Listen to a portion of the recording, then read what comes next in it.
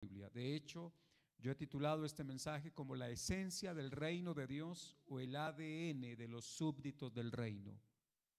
El Sermón del Monte es la esencia del evangelio, del mensaje evangélico, porque obviamente Jesús mismo diciéndonos algo tan importante que usted y yo debemos saberlo. No estoy diciendo que las demás partes de la Biblia no sean importantes, pero quiero en esta ocasión enfatizar la gran importancia del Sermón de la Montaña.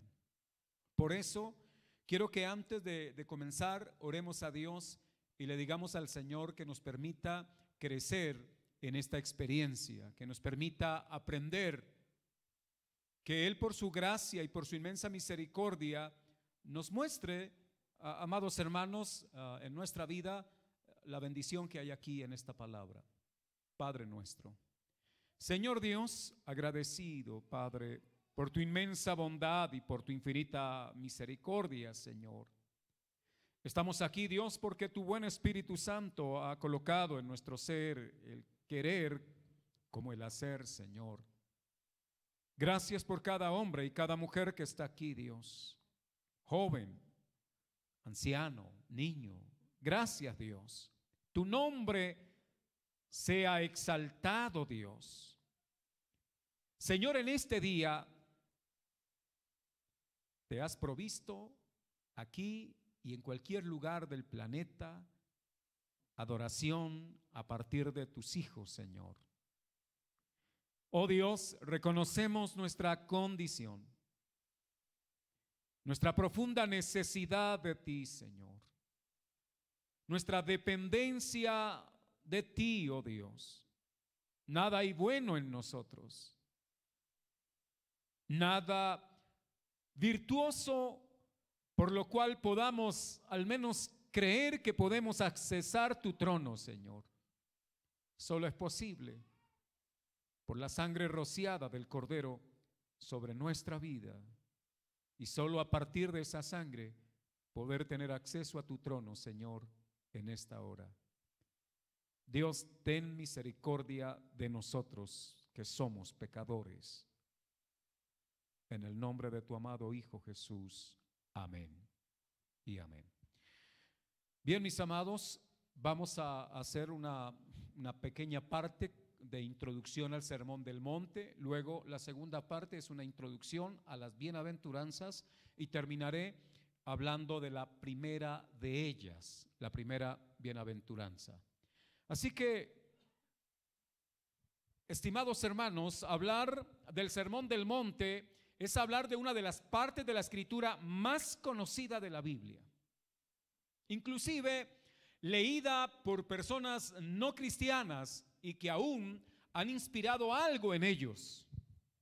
El Sermón del Monte ha ocasionado que hombres cristianos de muchas partes del mundo y de diferentes épocas hayan usado el papel, la tinta para escribir acerca de tan importante parte de la Biblia, el Sermón del Monte. Debo mencionar que este sermón es una compilación de enseñanzas de Jesús. Podríamos pensar que fue un día cualquiera que el Señor ese día le dijo a los discípulos que les iba a dar una predicación que jamás olvidarían.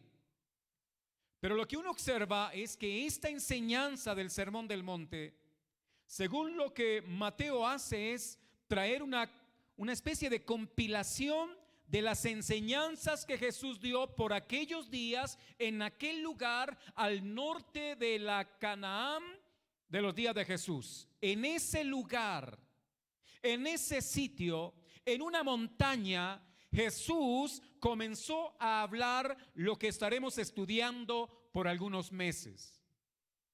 Claro, estudiar el Sermón del Monte nos llevará años, pero haremos un primer ciclo, un primer abordaje al Sermón del Monte y luego volveremos a retomar en otra oportunidad. El Sermón de la Montaña se da al norte en la provincia de Galilea. Galilea era conocida como Galilea de los Gentiles, pero el profeta había anunciado Galilea de los Gentiles, ¿verdad?, como una ciudad asentada sobre sobre la oscuridad, pero que allí resplandecería la gloriosa luz de nuestro Dios. Y de hecho, Jesús está comenzando el ministerio. Si usted analiza el pasaje anterior del capítulo 5, va a encontrar el bautismo de Jesús, el llamamiento de unos discípulos y la predicación de Jesús por Galilea, por pueblos y aldeas. En ese contexto, Jesús comienza esta maravillosa enseñanza a sus discípulos, la que hemos conocido tradicionalmente como el Sermón del Monte o Sermón de la Montaña. Era el comienzo del ministerio de Jesús. Sus discípulos estaban ahí. No es una enseñanza dirigida a una multitud, no.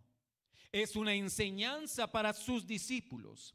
Y el tema central del Evangelio de Mateo es el reino de los cielos. Es la presentación del rey. Por eso Mateo comienza en el capítulo 1 hablándonos de ese rey, pero que ese rey descendía del linaje de Abraham y que estaba relacionado con el rey más significativo para los hebreos, mejor para los israelitas de los días de Jesús, que es David. Y nos va a hablar de 14 generaciones después de David, todos ellos reyes. Luego nos va a hablar de otras 14 generaciones en las que ninguno de ellos fue rey, para anunciar ahora la presentación del verdadero rey. Algunos estudiosos dicen que de Abraham a David era el reino prometido, que de David hasta el último rey de ellos, Joaquín, fue el reino establecido, pero luego, después de la deportación a Babilonia, el reino queda vacante y va a ser ocupado por el Rey de Reyes y Señor de Señores, esto es Jesucristo, el Hijo de Dios. Y Mateo va a presentarnos a ese rey y nos va a hablar de ese reino en todo el evangelio que él escribió, o mejor, en toda la enseñanza que recibió de Jesús. Bien, podríamos hacer un paralelo porque con el monte Sinaí. Resulta que un día en el pasado Dios decidió conformar un pueblo y lo va a hacer a través de los descendientes de Abraham. Aquí también la enseñanza va dirigida inicialmente a los descendientes de Abraham, o al menos son los que están ahí presentes en este momento. En el monte Sinaí, Dios, usando a Moisés para llevar al pueblo hasta aquel lugar, allí Dios se revela de una manera majestuosa y muestra su grandeza y su gloria y da una ley para el pueblo. Dios les va a decir que Él es el Señor del pueblo, el Dios de ese pueblo, y que deberían andar en sus leyes. Esa ley dada en el Sinaí iba a estar escrita en tablas de piedra, pero la profecía apuntaba que el nuevo pacto que Dios haría, las palabras de Dios no estarían más en tablas de piedra, sino que serían escritas en el corazón del ser humano, allá en su adentro. Ha llegado el momento entonces de que aquello que fue sombra en el monte Sinaí de la constitución para un pueblo que tendría que identificarse con Dios en medio de otras naciones paganas, lejanas de Dios, Israel era el único pueblo que tenía una ley así, tan diferente a los demás, y el llamado que Dios hace a través de la ley es a una vida singular. No se parece a la vida de los demás pueblos. Ellos serían un pueblo especial, no por lo que ellos eran, sino por lo que Dios estaba haciendo en ellos. Lo especial era la presencia, la revelación de Dios. Dios revela en su ley su santidad. Dios se deja ver en la ley su grandeza, su gloria, su sabiduría y lo que Él tiene para con su pueblo. Bueno, ahora ha llegado el momento en el que la ley va a estar escrita en el corazón de los hombres. El Sermón del Monte, amados hermanos, tiene al igual que todo el Evangelio, el tema del reino de los cielos o reino de Dios. Pero quiero hacer una precisión. Si usted mira el versículo 3 del capítulo 5 de Mateo, mejor vamos a leer los primeros tres. Mateo capítulo 5, versículo 1 al 3. Y amados, observe lo siguiente. Dice la palabra de Dios así: viendo la multitud, subió al monte, y sentándose vinieron a él sus discípulos. Y abriendo su boca les enseñaba diciendo: bienaventurados los pobres en espíritu, porque de ellos es el reino de los cielos. Un comentarista dice que probablemente Mateo tuvo intencionalidad al colocar reino de los cielos, y si fue Jesús quien lo dijo, porque así debe ser tomado, y que Mateo solamente está tomando lo que Jesús dijo, entonces lo que Jesús quiso decir es: ustedes han vivido en el reino de Dios y han tratado de mantener el reino de Dios. Un reino establecido por la fuerza, por la espada, por ejércitos. Y ese era el reino de Dios que manejaban los judíos en la época de Cristo. Pero ahora la palabra es reino de los cielos. Quizá queriendo connotar algo. El reino de Dios que Israel había querido vivir era un reino semejante a los reinos del mundo. Pero al usar la expresión reino de los cielos es para mostrar la diferencia, que este reino no será como los reinos de este mundo. Por lo tanto, es para hablarnos de un reino diferente, un reino que no pertenece a esta tierra, un reino que es traído por Él, porque Él es el reino, Él es el rey. Y ahora, amados, quiero entonces hacer una pequeña introducción a las bienaventuranzas. Hay una discusión si son 8, si son 9. Para algunos, bueno, depende de la versión que esté leyendo, va a encontrar alguna pequeña diferencia. Si yo miro en la versión Reina Valera, voy a encontrar 9 bienaventuranzas. Y si miro, creo que en la nueva versión internacional me aparecen solo 8, si no estoy equivocado ahora. Pues solo debo mencionar que no importa si son 8 o 9. Lo importante es que aquí Jesús está mostrando algo supremamente importante, que en esta mañana todos nosotros debemos tenerlo bien claro.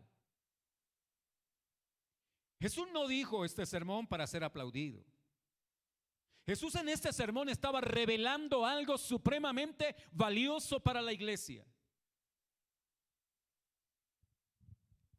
Las bienaventuranzas tratan, esa pequeña unidad dentro del sermón trata un asunto valiosísimo.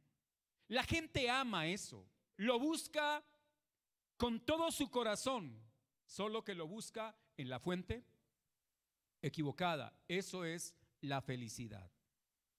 O sea, las bienaventuranzas van a hablarnos de la felicidad, pero no de la felicidad como una meta. Porque para muchos la felicidad es algo por alcanzar. Y hay cualquier cantidad de fórmulas para ser felices. La sociedad ha trazado cualquier cantidad de caminos para ofrecérselos al hombre y decirle: ¿quieres ser feliz? Entonces haga esto o aquello y serás feliz. Pero Jesús viene con un mensaje completamente distinto. Jesús no viene a mostrarnos que la felicidad es una meta. Jesús viene a mostrarnos que la felicidad es la consecuencia de la obra de Dios hecha en el corazón de un ser humano. O sea, Jesús no nos va a decir qué hacer para ser felices. Jesús nos va a decir en esta parte del sermón quiénes son los felices. No sé si me estoy haciendo entender. Jesús no nos va a dar la receta para ser felices. Jesús nos va a decir quiénes son verdaderamente felices. Eso es lo que va a explicar las bienaventuranzas, y que yo debo entonces hablar de la primera ahora en el tercer punto. ¿Se han dado cuenta ustedes que algunas personas se casan para ser felices y después quieren divorciarse para ser felices? Porque se casaron para ser felices, ¿y qué encontraron? Problemas, dificultad, ¿verdad? Adversidad, y se dieron cuenta de que en el matrimonio no había felicidad. Hicieron del matrimonio un camino para alcanzar felicidad y es equivocado. Otros han recibido el mensaje de tener dinero nos hace felices. Ya no le podemos preguntar eso a Pablo Escobar o al Gacha o a tantos que han quedado en el camino mentiroso y engañoso de la felicidad a través del dinero. Y así otros son felices viajando, aunque sufren pagando. Nos han engañado. El hombre no puede decir la verdad no está en el hombre, ni en ninguna de sus formulaciones. Y en esta mañana yo debo decirle que la Biblia nos va a mostrar quiénes son y quiénes estarán verdaderamente felices en esta tierra. Aunque no nos va a decir cómo, nos va a decir quiénes son los felices.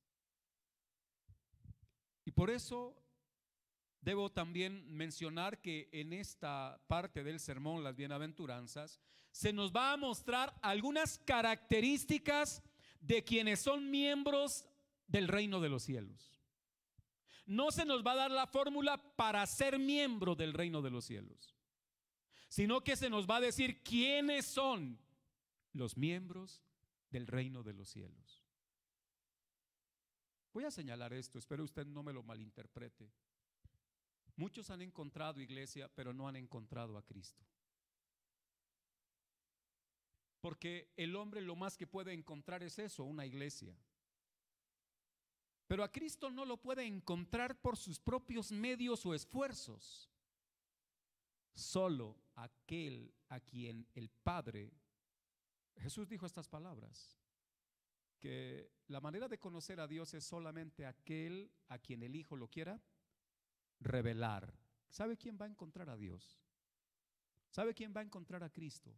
Solo aquel a quien Dios por su gracia y por su misericordia quiera mostrarse, quiera revelarse y quiera darse a conocer. ¿Ya? Porque no está en la facultad humana decir, voy a buscar a Dios. Ayer teníamos un diálogo en un discipulado acerca de algunas personas tienen información acerca de Dios y de Cristo. Y creen que con tener una información acerca de Él lo conocen. No, saben algo de Cristo, pero no lo conocen. Ahora, ¿cómo hago para conocerlo? No tengo el poder, no tengo la facultad, no sé cómo hacerlo. Solo podrá conocerle aquel a quien Cristo se manifieste, a quien Cristo se revele. No sé si me hago entender.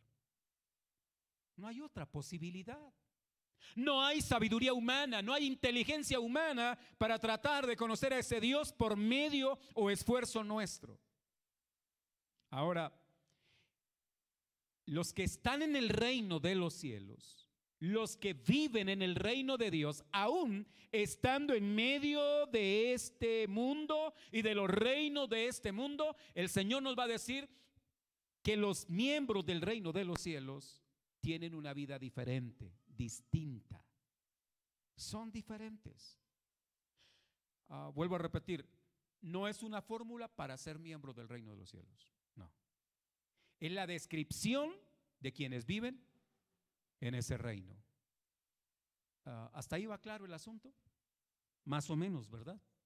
Entonces intentaremos, ¿verdad?, a hacer algún esfuerzo por explicar un poco más. Pero bien, la propuesta, mejor no propuesta, la explicación que da Jesús en toda esta enseñanza del Sermón del Monte, Jesús solo está diciendo que los que viven en el reino tienen unas características que son particulares, que hacen del pueblo de Dios un pueblo distinto a los demás pueblos de la tierra.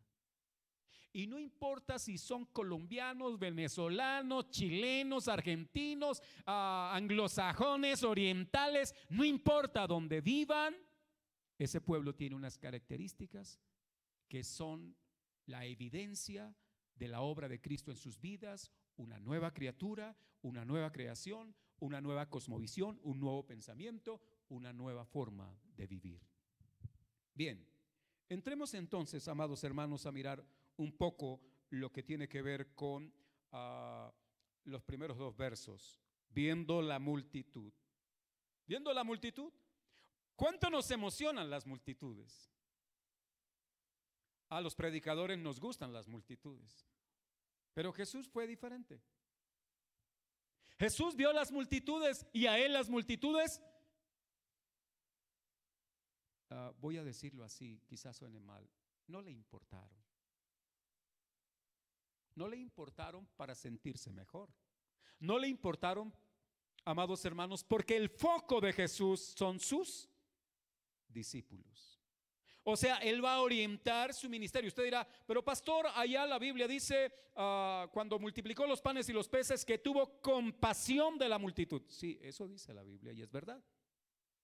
Pero Jesús, a la verdad, no estuvo enfocado en las multitudes, no vivió para las multitudes. Él vivió para sus discípulos, a los cuales llamó manada pequeña. Manada pequeña. Observe algo. Jesús pudo haber organizado una iglesia en cuestión de pocos días, con muchísima gente. Jesús pudo haber tenido una mega iglesia. Yo no sé después de mega qué puede seguir. Una archimega, ¿verdad? Iglesia, en pocos días pudo haberlo hecho. Es más, observen, está comenzando el ministerio y ya hay multitudes merodeándolo. Ya hay multitudes rodeándolo. Pero ¿sabe qué buscan las multitudes? Las multitudes van no porque haya arrepentimiento en su corazón y el reconocimiento de su pecado delante de Dios. Las multitudes van por un milagro, por una sanidad, por un pedazo de pan, por unos millones de pesos. Por eso van las multitudes. Perdónenme la forma en que lo voy a decir, pero las multitudes van por baratijas, porque eso es lo único que pueden buscar. Pero Jesús, aun cuando sanó a personas, Él no vino solo a sanar personas. Al fin y al cabo, esos que fueron sanados por Jesús, igual murieron. Él vino a traer, amados hermanos, vida eterna a los que creen en Él. O sea, el mensaje es de vida, resolviendo el problema de la condenación, de la muerte, para quienes por el pecado teníamos todos esa sentencia, entre esos usted y yo, sentenciados a muerte, porque pecamos, y todo el que peque debe morir. Y como no hay ninguno justo en la tierra, luego todos estábamos condenados a la muerte. Pero ahí, en ese escenario, Jesús, amados hermanos, deja la multitud y dice la Biblia, subió al monte. Subió al monte. Y estando en ese monte, no fue en un templo, no fue en un salón de pronto decorado, seguramente con algunas sillas confortables en la época. No, allá en el monte, en medio de la naturaleza, Jesús se acercó, ¿verdad? Porque los discípulos habían venido a Él, dice la palabra del Señor. Vinieron a Él sus discípulos. ¿Sabe quiénes van a Jesús? Solo sus discípulos. ¿Sabe quiénes van a la sanidad, al milagro, a la prosperidad? ¿Sabe quiénes van? Las multitudes. Hay una gran diferencia entre la multitud y los discípulos. Y hay gente que se siente feliz estando en las multitudes. Yo no estoy en contra de las iglesias grandes, espero que ustedes me interpreten, no estoy en contra de eso. Yo lo que estoy diciendo es, no se sienta contento por estar en las multitudes. Si usted no es un discípulo, perdóneme, está muy emproblemado. Y en esta mañana quiero decirle que si el Señor abre su corazón e impacta su vida y empieza a sentir que usted es pecador, cuando yo comienzo a experimentar que soy pecador, creo que se están abriendo las puertas del reino para mí. ¿Y sabe cuántas veces debo sentirme pecador? Todas las veces, todos los días. Te dirá, uy, pero el pastor anda torturado, ¿qué hará? Ya explicaré un poco eso también. Ahora, vinieron sus discípulos, ahí estaban, ¿verdad? Querían oír la palabra de Jesús. El Señor dijo, mis ovejas oyen mi voz y me siguen. ¿Qué oyen sus ovejas? Su voz y lo siguen. Es lo que menos la gente ahora quiere escuchar. La gente no quiere escuchar la enseñanza, no quiere escuchar la predicación. La gente quiere experimentar cosas nuevas, algo que le excite, que le estimule, algo que le lleve a, no sé, a cosas místicas inclusive. No presta atención a la palabra. Un verdadero discípulo está tras oír la palabra de Dios. Y sabe que no puede oír la palabra de Dios por fuerza propia, porque el único que puede abrirle sus oídos es Dios para que le pueda escuchar. Si usted está escuchando las palabras de Cristo, eso no es escuchar al predicador, porque usted puede escuchar al predicador y no escuchar a Dios. Hermano y hermana que está aquí, escuchar la voz de Dios significa más que escuchar una predicación. Es estar constantemente atento a la voz de Dios, que no es la que algunos han llamado, un día cualquiera soñaron y se levantaron diciendo, Dios me habló anoche a través de un sueño. Hay algunos creyentes que solo quieren dormir para escuchar la voz de Dios a través de sueños, pero no quieren estudiar la Biblia. No quieren leer la palabra, no quieren estudiar la palabra, porque estudiar la palabra les genera cansancio, fatiga. No, los discípulos se deleitan en la voz de Dios, en la palabra de Dios. Ahora, estos vinieron a escuchar a Jesús, pero vinieron porque ya eran ¿qué? Discípulos. Vinieron porque ya Jesús los había llamado. No podían hacerlo antes.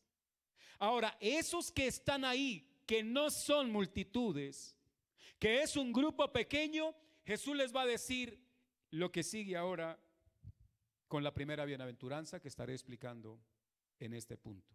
El próximo domingo miraremos la segunda bienaventuranza. Y Jesús va a hablarnos de la felicidad. Pregunto,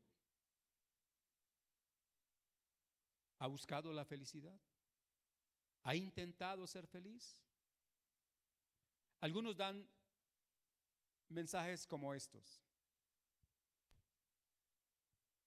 Inclusive padres diciéndole a sus hijos, hijo, solo procura ser feliz. Es un mensaje perverso, muy malo. Y algunos empiezan a fumarse algunos chicotes de marihuana porque les dijeron que eso produce felicidad. ¿Y sabe qué van a vivir los padres después? La angustia, el dolor, la tragedia. Ahora, ¿fueron engañados o fuimos engañados? Otros encontraron en el vino, en el licor, una fuente de felicidad. Y es más, algunos hasta la sustentan bíblicamente. Porque la Biblia dice que el vino es para los amargados de ánimo, para los que sufren. Y entonces les han dicho, usted está bajo de nota, tómese un vino. Y algunos tienen una amargura tan profunda que una copa de vino no fue suficiente. Y quedaron presas esas vidas, esas personas del licor, arruinada su vida, porque ese mensaje era mentiroso, era engañoso.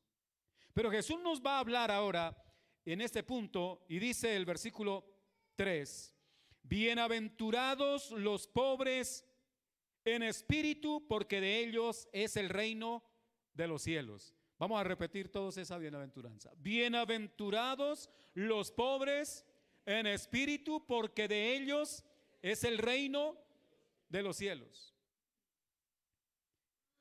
Repito, Jesús no está diciendo la fórmula para alcanzar el reino de los cielos. Jesús está diciendo que los del reino de los cielos son pobres en espíritu y por lo tanto son felices. La palabra bienaventurado en griego es makarios, pero makarios tiene la connotación de ser dichoso, feliz, pero feliz en extremo, dichoso en gran medida, en gran manera. ¿Hay algo en la vida que le ha traído felicidad? Nada se comparará, nada es comparable con la felicidad que da estar en el reino de Dios. Pero estar en el reino de Dios es porque el Rey está en nosotros. Y el Rey está en nosotros porque un día nos llamó para hacernos morada de Él, para habitar en nosotros. Y cuando la presencia de Cristo llega a nuestro ser, lo primero que sentimos, amados hermanos, es esto: el reconocimiento de nuestra pobreza en espíritu. ¿Qué es eso de ser pobre en espíritu? Vamos a tratar de explicar lo que no es. ¿Qué no es pobre en espíritu? Me acuerdo que en alguna ocasión había un hermano que decía: pobre en espíritu es aquella persona que tiene alguna discapacidad mental o cerebral, que será pobre en espíritu. No, no es eso. Otros dicen, pobre en espíritu es aquella persona que es toda así como pasiva, que no le dan ganas ni de bañarse siquiera. No, ese no es pobre en espíritu. Ese es lo que es sucio. Pobre en espíritu aquí, amados hermanos, ya lo vimos en el ciclo pasado acerca del orgullo, ¿verdad? O de la importancia de pobre en espíritu. Significa aquella persona que por la presencia de Cristo en su vida reconoce su verdadero estado. ¿Y sabe cuál es ese estado? Soy pecador. Soy pecador. Usted dirá: hermano, eso era cuando antes de yo llegar a la iglesia. Pero ahora que estoy en la iglesia ya no soy pecador. No siga sumando pecado con esas afirmaciones. El pobre en espíritu es aquella persona que permanentemente reconoce su completa dependencia de Dios, sabiendo que si el Señor no obra en él, nada bueno pasará en él y nada bueno él podrá hacer. No sé si me hago entender. El pobre en espíritu es aquel que todos los días se acerca a la presencia de Dios y dice: Señor, ten misericordia de mí. Pero en la iglesia cristiana evangélica abundan los que se creen ya por arriba o por encima del bien y del mal. Hay muchos que van a la iglesia y entonces dicen: cuando yo era pecador. Ya no se reconocen pecadores. ¿Y sabe cuál es el problema de no reconocerse pecador? Que aquel que ya no se reconoce pecador no necesita un Salvador. Pero usted y yo todos los días necesitamos a nuestro Salvador. Y todos los días nos toca, como Pedro, exclamar delante del Señor y decir: Señor, sálvame porque perezco. Y usted dirá: entonces no está seguro de su salvación. Claro que estoy seguro de mi salvación. Porque el Señor hizo una obra una vez para siempre. Pero todos los días en la presencia de Dios, entre más entre más soy acercado o más se acerca la presencia de Dios a mi vida, más consciente estoy de toda mi suciedad, de todo mi pecado, de toda mi maldad, y no encuentro nada bueno en mi vida, y lo bueno que yo puedo ver es su gloria, es su presencia y no nada en mí. No sé si me estoy haciendo entender. La idea es que en esta mañana usted salga sintiéndose pecador.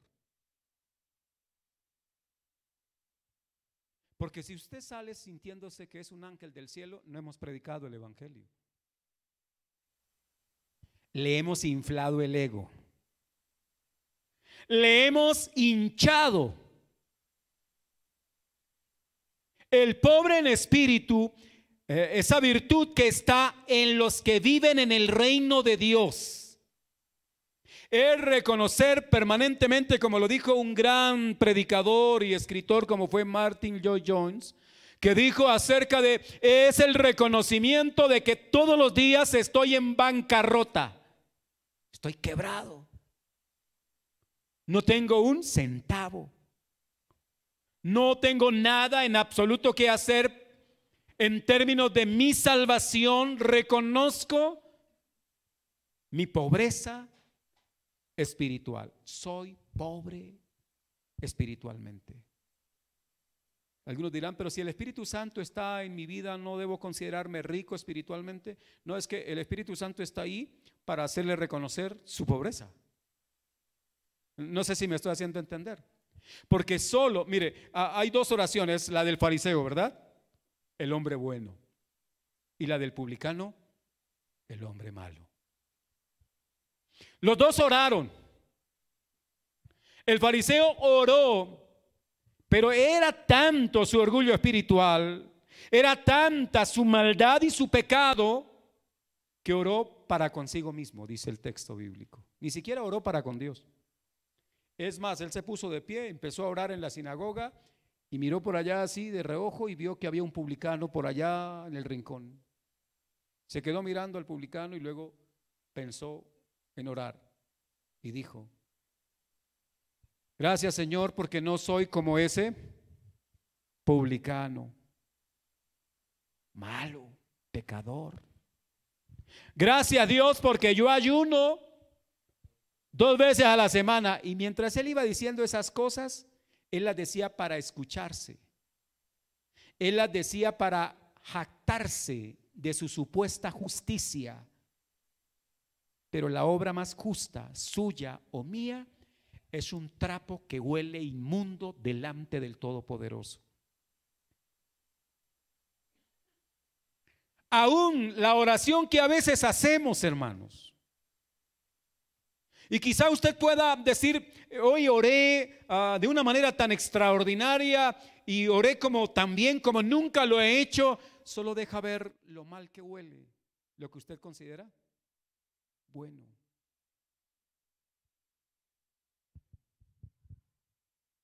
¿Sabe?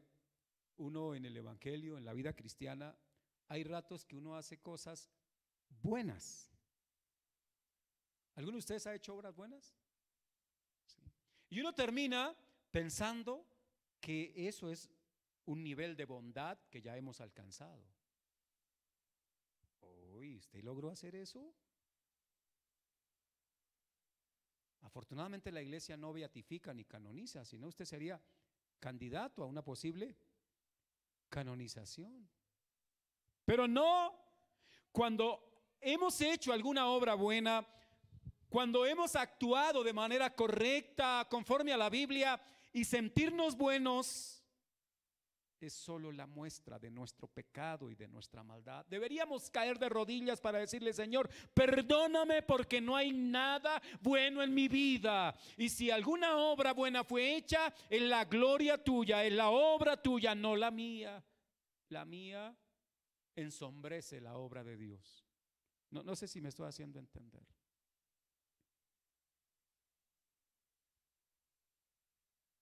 Somos pecadores arrepentidos, pero pecadores.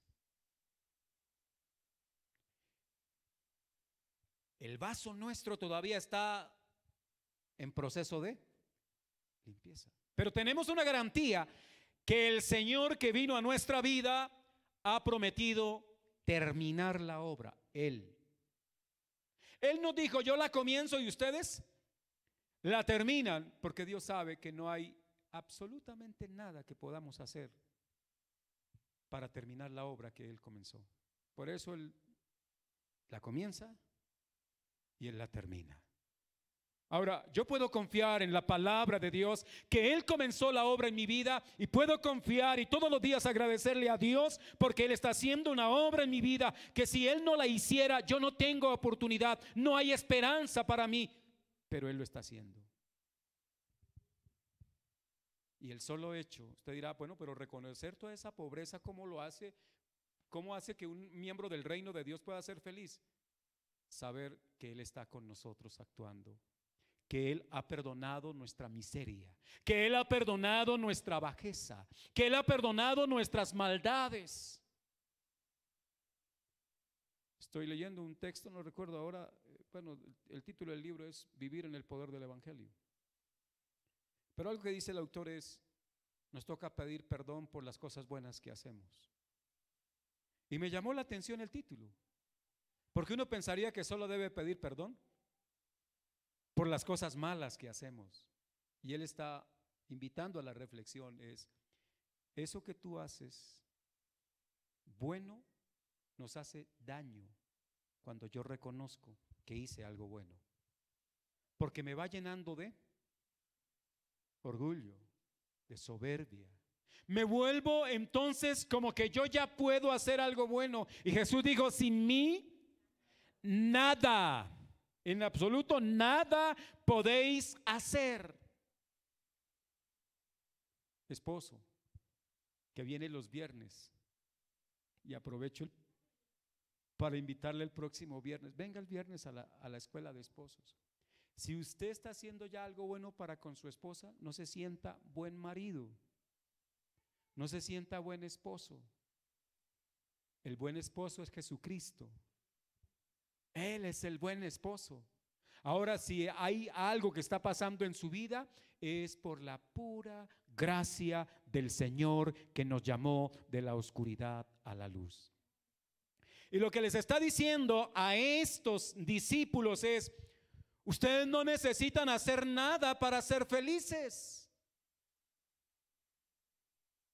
Ustedes son felices por la nueva naturaleza, por la nueva creación hecha por Él, por la obra de regeneración. Ustedes son felices. No buscamos ser felices. El Señor nos ha hecho felices.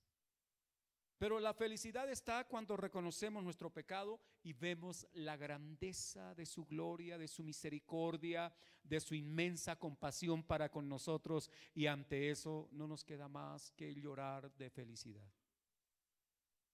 No sé si a usted le ha pasado. ¿Alguna vez ha sentido la presencia de Dios? Hay algunos hermanos que dicen, a ver, sí, recuerdo que alguna vez sentí un calor impresionante. Bueno, entonces el infierno será el mejor lugar para sentir la presencia de Dios. Y bueno, en alguna medida hay razón, el infierno es la presencia del Dios en ira. Ya, pero no es un calor. Otros dirán, hermano, sentí la presencia de Dios porque me dieron ganas de temblar. Yo no quiero entrar a discutir esas cosas, pero solo quiero decirle algo. Yo he temblado por varias razones, algunas veces de ira también.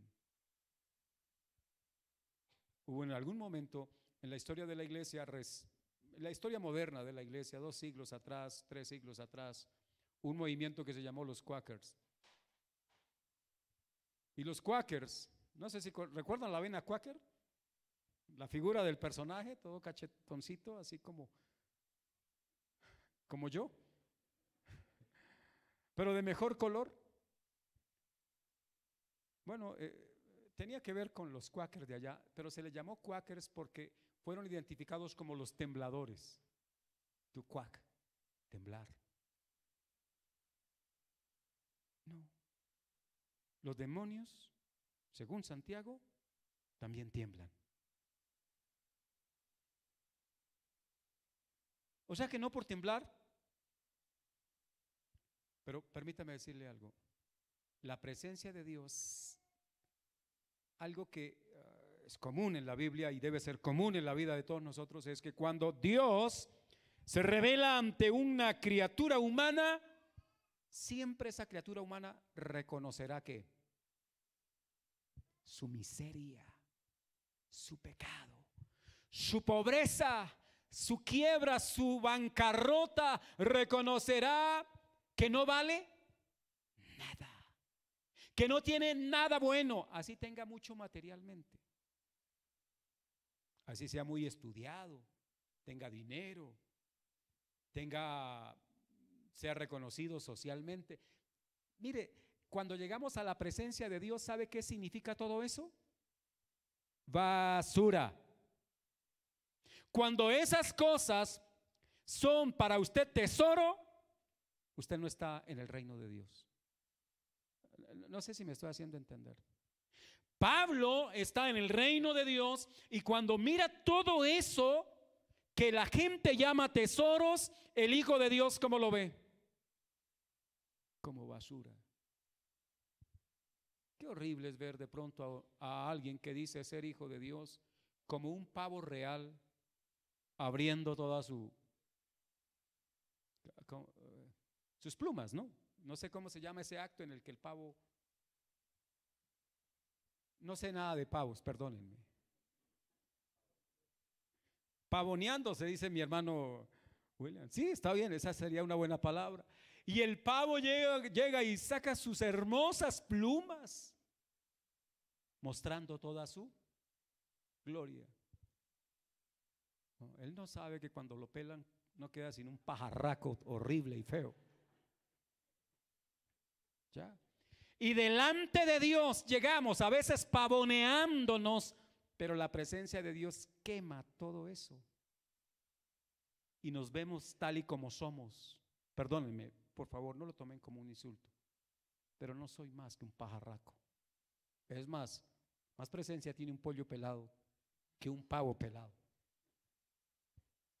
Ya. Pero así somos los seres humanos. Felices los que reconocen que necesitan de Dios todos los días. Hermano y hermana, levantarse en la mañana y poder decir: Señor, nada puedo hacer si tú no estás conmigo. Algunos se levantan, perdónenme, erradamente diciendo: declaro hoy que será día de bendición.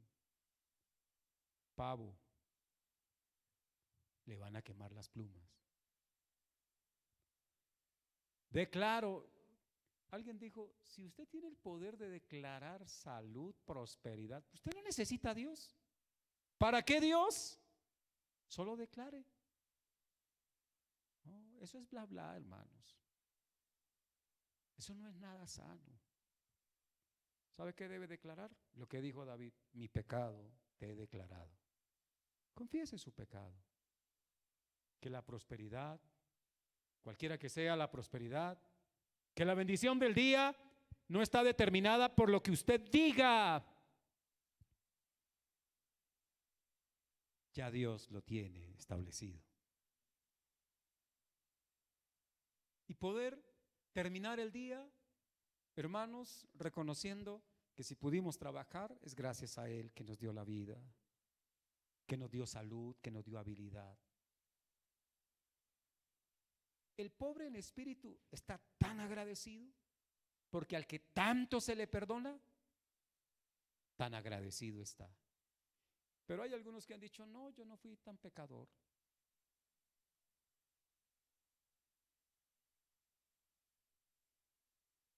Yo no anduve en estos caminos, dicen algunos. De milagros la tierra le soportó. ¿Se han dado cuenta que hay algunas personas que dicen: no, yo no fui tan malo? El solo hecho de decir que no fue tan malo lo hace re malo. Porque si hay algo abominable delante de Dios es el orgullo, la altivez.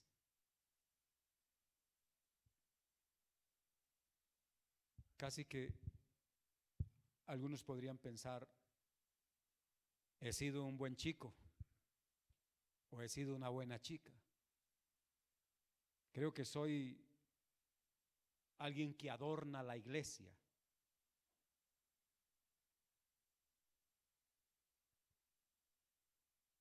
Y a la verdad, en pecado me concibió mi madre. Soy pecador por naturaleza. Dios me ha dado una nueva naturaleza, a Él le plació. Y en esa nueva naturaleza reconozco que hay un residuo de pecado en mi vida. y que siendo un residuo me atormenta. Sí, pero a la vez el Señor me dice, como le dijo a Pedro, no temas, ¿verdad? Le extendió la mano y lo levantó. Todos los días sentimos la mano de Dios levantándonos por misericordia. Podríamos ser muy orgullosos y seguir tomando agua como Pedro y no clamar al Señor su misericordia. Después no caminarás sobre las aguas, flotarás. Pero hermanos, aquí la idea es que a partir de esta bienaventuranza, que no es un acto, porque esto habla de arrepentimiento. Y el arrepentimiento, aunque tiene que ver con un acto, es una actitud permanente en los que viven el reino de Dios. Siempre. Siempre estamos en una actitud de arrepentimiento. Pero eso significa reconocimiento del pecado, reconocimiento de la maldad. Y cuando delante de Dios reconocemos que somos, también podemos ver los destellos de su gloria en nuestra vida. Y cuando esa gloria de Dios impacta nuestro corazón, no hay nada con lo que se pueda comparar el grado de dicha y de felicidad. No quiero dejar la sensación de que ser pecador es ser feliz, no. Estoy diciendo es que reconocer nuestra verdadera condición delante del Dios eterno y manifestar nuestra completa dependencia de Él, que si Él no me salva yo no puedo hacer nada, que no hay nada bueno en mí, que todo lo bueno está en Dios, eso trae a mi vida felicidad y una gran dicha. Hemos entonces hablado brevemente de la primera bienaventuranza, que no es la fórmula para ser feliz, que es Jesús mostrándonos quiénes son verdaderamente felices. Y cuando terminemos de ver las bienaventuranzas, tendremos una conclusión. ¿Sabe cuál va a ser la conclusión? Que en el reino de Dios se es feliz de manera verdadera y no tiene nada que ver con los discursos de allá afuera para ser feliz. Nos han engañado. Y hay algunos cristianos tratando de ser felices con la doctrina del mundo, siguiendo el consejo de este mundo. No. Si usted hace eso, buscando felicidad, está equivocado y probablemente no está en el reino de Dios. Pero si usted está en el reino de Dios, su felicidad es saber que Cristo perdonó sus pecados, que Cristo le ha recibido, ¿verdad? Le ha limpiado y que usted ahora, lleno de gratitud, puede decirle al Señor muchísimas gracias. Quiero invitarle a estar en pie, por favor.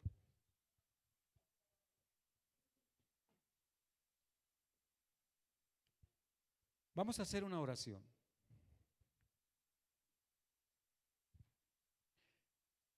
Es probable que usted haya estado viviendo la vida cristiana tratando de esforzarse para mostrar obras de justicia delante del Padre Eterno y recibir la aprobación de Él. Y lo único que ha encontrado es una carga fatigante y se ha sentido derrotado y decepcionado de usted mismo, pero porque usted ha querido mostrar su propia justicia. Pero le voy a decir algo. Si en esta mañana el Señor le lleva a tomar que usted no tiene por qué esforzarse en mostrar su justicia delante de Dios. Usted solo debe ahora acercarse a Dios y clamar misericordia al reconocer todos sus pecados. Mire, el más bueno de nosotros que está aquí en esta mañana, ¿me permiten decirlo? Bueno, quiero usar una palabra de la Biblia. Como Dios vio a Israel, lo vio como podrida llaga. Y solo una llaga podrida reconoce que necesita sanidad, limpieza, tratamiento. Y aunque suene feo y terrible, hermano, hermana, reconoce su condición delante del Señor y diga: Señor, ten misericordia de mí. Solo quiero reposar a tus pies, porque solamente tú puedes redimirme y rescatarme de la vanidad de este mundo, de ir por caminos equivocados buscando felicidad, cuando la felicidad no es una meta, es la consecuencia de haber sido alcanzados por la misericordia del Señor, por su gracia. Ore, dígale al Señor: soy pecador, Padre eterno. Perdóname las veces que me he creído bueno. Perdóname las veces que he pensado que he actuado con justicia. Perdóname, Señor, porque esa clase de pensamiento no muestra sino ceguera. Señor, sé que cada vez que me expongo o soy expuesto a tu luz mejor, solo veo mi pecado, Señor. Solo veo que aún soy mentiroso. Solo veo que aún guardo odio y rencor en mi corazón. Solo veo orgullo y jactancia en mi ser. Que cuando me acerco a ti, Padre, solo veo egoísmo. Porque tu presencia pone todo en evidencia, Señor.